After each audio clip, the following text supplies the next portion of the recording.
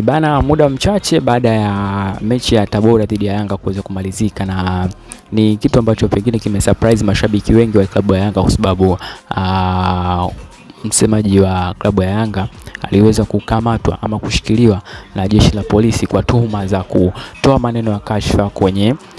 vyombo vya serikali. Naweza nikasema mamlaka za serikali ameweza kuzitukana kwa mujibu wa maelezo ya kamanda wa polisi huko mkoani Tabora, na taarifa zinasema kwamba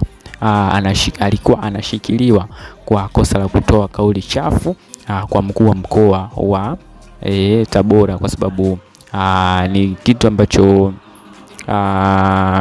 alikizungumza kwenye moja kati ya hotuba zake ambazo alikuwa anaongea na mashabiki wa Yanga katika sehemu ya hamasa kwenye mchezo huo, na kusema kwamba kiongozi huyo anatafuta kiki kupitia yeye Ally Kamwe na vitu vingine kama hivyo. Lakini katika speech ile hakuna utata mwingi, lakini nafikiri tu mamlaka tu za serikali zimeamua tu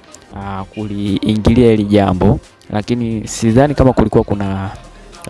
mushkeli, kwa sababu yeye ameongea katika hali ya utani, katika hali ya kimpira na vitu vingine kama hivyo, japokuwa alikuwa anamwataki kiongozi, lakini alikuwa anamwataki kwa njia ya mpira. Kwa hiyo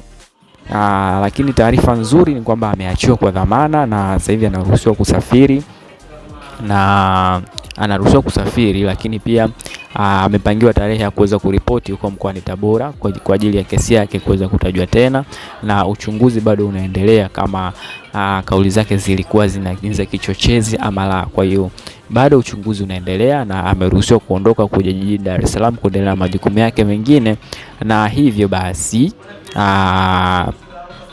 kesi yake itatajwa tena. Kwa hiyo yuko huru kwa dhamana. Una lipi la kumshauri Ally Kamwe juu ya kesi hizi ambazo zimekuwa zikimkabili? Kumbukwe tu hana muda mrefu aliweza kuitwa kwenye kamati ya